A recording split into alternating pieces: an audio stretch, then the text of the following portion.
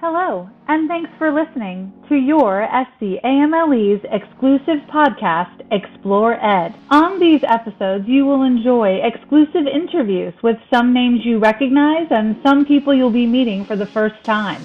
In each of our episodes, we will ask you to think and grow and reflect as a professional educator. If you aren't yet a member of SCAMLE, we encourage you to join today. More information can be found at www.scamle.org. There, find out more information about membership, conferences, and professional development opportunities. And don't forget to join us on Facebook, Twitter, and Instagram. My name is Sarah Evanson Atkinson, and I serve as the Professional Development Director for your SCAMLE. I am an educator of 21 years and a past SCAMLE president as well. On this episode of ExplorED, I had the opportunity to speak candidly with Dr. Shannon Vincent. Dr. Vincent is the superintendent of schools in Moss Point, Mississippi, and she'll be joining us on Friday for our SCAMLE Institute. She promises to bring a message of hope for our leadership attendees on Friday in an afternoon breakout session and a first-time Friday evening keynote to kick off our weekend's work. During our conversation, however, you'll be able to get a feeling for what Dr. Vincent is all about, because we all know that the message is important, but the person is even more so. One of her most important messages during our conversation is one that I often myself forget. We must control what we can control. If you're like me, you want to fix things, make them better for those we care about, make things easier. That's the servant in all of us. We have to realize that we can only control what we can control. And so we should direct our energy, time, and resources to those actions in our professional lives which are most impactful. Please enjoy my conversation with Dr. Shannon Vincent. We are here today with Dr. Shannon Vincent. Welcome to the podcast. We're happy to have you. Thank you, and thank you for having me. We want you to introduce yourself first. What do you do in education? How long have you served? And what are you professionally passionate about? Right. So I am Shannon Vincent, and I actually am married for the last 4 years. So I'm Shannon Vincent Raymond. I am currently serving as superintendent of the Moss Point School District in Moss Point, Mississippi, which is here on the Mississippi Gulf Coast. Everyone is like, where in the world is that? And it's where Hurricane Katrina came in. So on the coast, on the water, as far south as you can get. This is my 7th year as superintendent in Moss Point. And prior to that, I have been a middle school principal, alternative school principal, high school assistant principal, high school teacher, college professor, and a couple of other things. This is year 25 for me in education and public education. And I am most passionate about professionally being a part of the process of making the world a better place. People laugh at me when I say, I just want to make the world a better place, right? So we all have our roles and duties and responsibilities in making the world a better place. And as an educator, that needs to be our overall goal. So I am very much passionate about making sure that children have educational experiences, personal experiences, emotional experiences that make the world a better place. What do you think should be on the to-do list of every education leader right now? Well, right now, I believe in people searching their hearts for their why. If you're going to be in leadership, you need to know why you're in leadership. You need to know that it is not for the money, for the benefits, for the fame, for the lights, camera, action, because that may or may not ever come. So I think, number one, we have to search our why. Once we figure out what our why is, and we know that it's coming from a genuine and authentic place, then the next thing we have to do is put steps to getting to that why. If you do it in a to-do list, which is my way, if you do it in a recording, which is another way, all of those things help to track if we're getting to the outcomes of our why. So I would say as an administrator, search your why. That's number one. Number two, you have to put action items to the why. And then number three, go back and reflect to see if you actually met that why. And if not, what can you do differently to get to it? What's a piece of advice you would give to a new administrator, maybe who's entering the profession during COVID times, which at some point I would love, by the way, to put a period at the end of that sentence and say COVID times have now ended, but nevertheless. Facts. So, but what's one piece of advice you could offer? Because we do have a lot of newer administrators among our members. For any administrator, new or seasoned, as we call it, because, sometimes I forget that this is year 25 and I'm walking in places like I'm new and like I'm first 3 years, first 5 years. I am actually a seasoned administrator, right? So I would say for any administrator, the biggest lesson that we have learned through COVID in leadership and in teaching, in the classroom, in the profession, in our world, control what you can control. Control what you can control. We can control our emotions. We can control our actions. We can control how we greet children, how we teach children, how we work with their families, how we shift our lessons, how we address deficits, how we enrich our children. What we can't control is the CDC recommendations. We cannot control contact tracing. We cannot control mask up, mask down. We cannot control, did you wash your hands? Where's the sanitizer? Where's this? Where's the signage? Are you 6 feet apart? Like all of those things are outside of our control. Advice for any person in leadership, and even as teachers, you are leading your classrooms. Control what you can control. Make your space a positive space. Make your space a space that children feel comfortable coming in. Make your space, your school, your classroom, your building, one where even though the COVID crazy is happening all around us, right? When they walk in, they feel loved and appreciated and know that they're going to learn something today. Control what you can control. Everything else is going to happen regardless. That's my advice for any administrator, any teacher, anyone who's leading anything in 2022. One of the crises that we're sort of facing everywhere, and it's not just a South Carolina problem or a Mississippi problem or a Moss Point problem or a Greenville problem, we can't get teachers, adequately qualified teachers, to fill our spots. And then once we have them, we have trouble retaining them. I guess the $1 million question is, what do you do? What are you doing in Moss Point to try to not only retain the good quality instruction that you have, but also to attract new talent? And you actually come to this work from a place that's based on what my research says. Okay, so rural, relatively small kind of community. How do you attract good talent? So that is the $1 million question. And sometimes, and only sometimes, it falls on the dollars, right? So one of the things that we've been blessed to do in Moss Point over the last year and a half is to utilize our ESSER funding. And we've utilized it in a number of different creative ways. So we have recruitment and retention bonuses for particular subjects as a district. Our board was very generous in giving all vaccinated persons in our district a $1,500 vaccination incentive. And there are other benefits that we offer to our employees. We are a high poverty, high minority rural district, in some places low performing, in most places low performing. And so what we have to offer is student loan repayment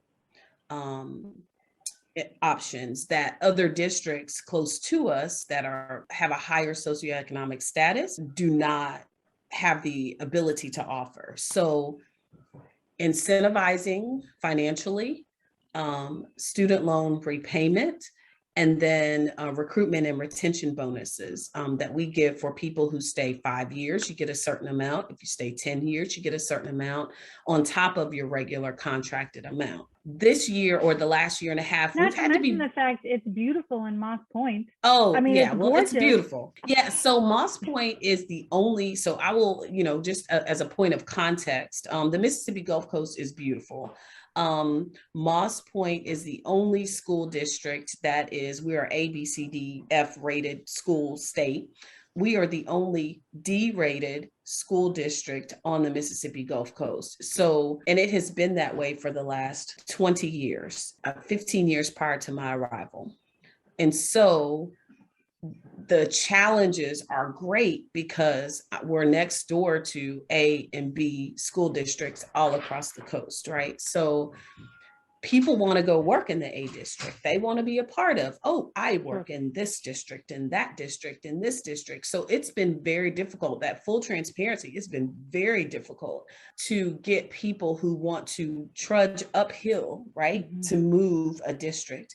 But as I said earlier, when you figure out your why, I was attracted to Moss Point because it was a low performing district.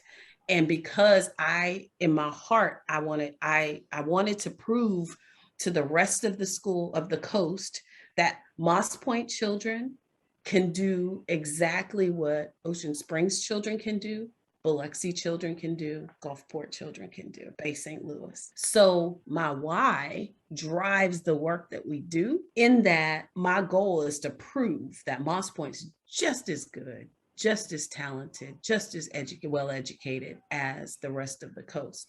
And in doing that, we've had to be very strategic about recruitment. We do several recruiting fairs throughout the school, pre-COVID, several in-person recruitment fairs. Post-COVID, we are doing them virtually. We also, again, offer financial incentives.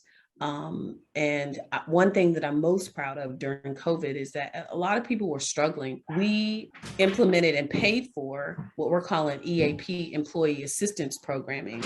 And it's 5 free counseling sessions for each of our employees to work through this COVID. And I will tell you, even if you've used your 5 free sessions and you need to continue on with our counselors that we pay, like, we allow people to continue on because we know that they need it.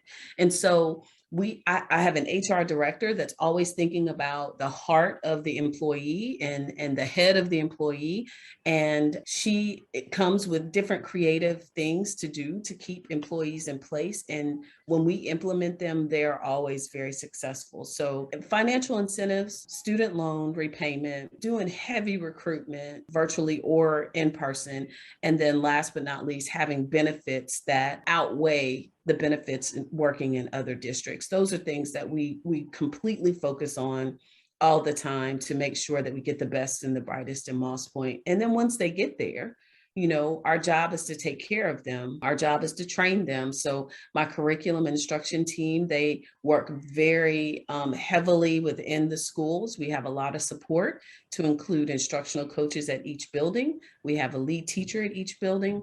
We have social workers and counselors in each building that not only serve the needs of our children, but they serve the needs of our employees as well. When you click on Moss Point School District on the website, a picture of you pops up and you're pointing at a bulletin board and it says all in, whatever it takes. And to me, that just speaks so much about your heart as a servant leader. Now, there's a lot of leaders right now that are throwing that terminology around, but the reality is that that's actually a thing, right? It's a very big thing that speaks to the heart of the leader themselves. So what does servant leadership mean to you? First of all, I never call myself a servant leader, ever, just because I don't like to put, labels. A label changes, and every time there's a new theme in education, it's called something else, right? Yeah. So I just call it leading from the heart. And when you lead from the heart in our families, in our church families, in our school families, leading requires some action. Right. So in my opinion, when you're the leader, you have to be able to do most things that the people that you lead are willing to do, can do, have done. Friday, I was so excited. Friday was our second day of school. We had an assistant principal out on COVID and at the high school, and one that had to be tested, and the principal was there by himself. And I went in, I said, "Hey, Principal Graves, I'm here to be your assistant principal. I'm so excited." And he said, "A doc." You cannot. They're like, "Great. I was hoping for a quiet day and the superintendent shows up." The point is, when you are an actual servant leader, you put yourself in the position of your people to do that work, no matter what. So if I need to serve food, I serve food. If I need to be an assistant principal, I'm here. I can still do discipline, right? So I was an assistant principal at the middle school for a long time. I was trained very well. If I need to do that, I'm here. If I need to go and be the assistant superintendent and take over one of his meetings, I'm there. all of those things, anytime you can step into the role of anyone that you lead and do that work, that's true servant leadership, in my opinion. That's not, any other definition. That's Shannon Vincent Raymond's opinion. And an example of that is 3 weeks ago, we have our football team, right? So we went to the third round of the playoffs. We didn't win, and that was okay. However, our senior football players, they're looking to go to the next level, but their ACT scores are not where they need to be. So my ACT coordinator came and she said, Dr. Vincent, I need you to do something for me. And I said, sure, anything. What do you need? And she said, I'm going to be doing boot camps with the football players, and I need you to teach this section. And I said, oh, Lord, girl, it's been a long time since I've been in front of high school kids teaching, but tell me what you need, because that was my first 5 years of education 20 years ago. And so she brought me the materials. She said, hey, I need you to do this, this, this, and this. I said, okay, tell me who I'm teaching. She sent me their profiles, their ACT profiles, how they had done previously, where the deficits were. And I literally went into teacher mode. Like, I went home, I was looking at I was like, I have to make my lesson plan. I have to make this exciting. And they came to district office. And so when I walked in as the teacher, they were like, you're the superintendent. And I said, oh, apprehension, blah, blah, blah. I mean, like, I did exactly what I expect of my teachers. And I want you, all of them grew in their ACT scores, life-changing improvements, because it took them from not eligible and not get hung up on title, right? I didn't go in as superintendent. I went in as, I'm your boot camp teacher for 2 days. This is what we're going to do. Put your phones up, sit up straight. Let's look forward. Let's be focused. And they adjusted. So for me, servant leadership means anywhere you're needed, you jump in, you do the work, leave your title to the side, leave your ego to the side. You get the work done for the benefit of the children. So Dr. Vincent is going to be keynoting and doing a breakout in our Friday pre-conference at the SCAMLE conference the first weekend in March. Dr. Vincent, do you have any idea about what you're going to be talking to folks about on Friday? Yes. Because we're very excited to have you, and I'm so looking forward to this. So, not to let the secrets out, but on Friday, I hope to bring a message of hope. Sometimes in the checklists, in the RTI lists, in the meetings, in the PLCs, and the check-in at this time and check-out at this time, and I have my lesson plans done, we forget the real work that happens every day, teacher to student, student to administrator. And so Friday's message will be one of hope. I'll use a dose of hope. One final question that I just love. One book, podcast, television show, Netflix pick, you pick, that you think that our membership would just be remiss if they didn't check this out. So I didn't know that you were going to ask me this question. And I have this stack of books here that I am working through in my spare time, as much spare time as I have. But this book was recommended to me. I am reading it. I'm doing a pre-read with my assistant superintendent and my director of operations to present this summer to all of my building level as well as district level leadership. It is called Hacking Leadership, 10 Ways Great Leaders Inspire Learning That Teachers, Students, and Parents Love. It spoke to me because I was thinking, okay, as a leader in the building, dealing with everything that's happening, my leaders don't need a 400-page book, right? They don't need to read 400 pages of anything. But if I can give it to them in 10 steps, I feel like they will be able to receive the message and then be able to implement with ease. And in these days and times, we don't need to be an additional burden to our leadership, an additional burden to our teachers. We need to give them shortcuts. We need to teach them how to navigate. We see that teachers are dropping out of education left and right. And the last people, if the leaders start dropping out and the teachers drop out, I don't know what we're going to do. So yes, Hacking Leadership is one that I'm working through right now. And that's, So that was hacking leadership. It- Well, thank you so much for your time today, Dr. Vincent. Hey, so listen, I'm looking forward to seeing everybody in South Carolina in March. Looking forward to sharing with you how hope has changed generations of people. And I'm going to speak to that through my family's lineage. And I just pray that through all of the COVID crazy that's happening, that we continue to control what we can control. And let's make sure that every day that we have an opportunity to impact a child in a positive way, we take that opportunity and don't let that opportunity pass us by.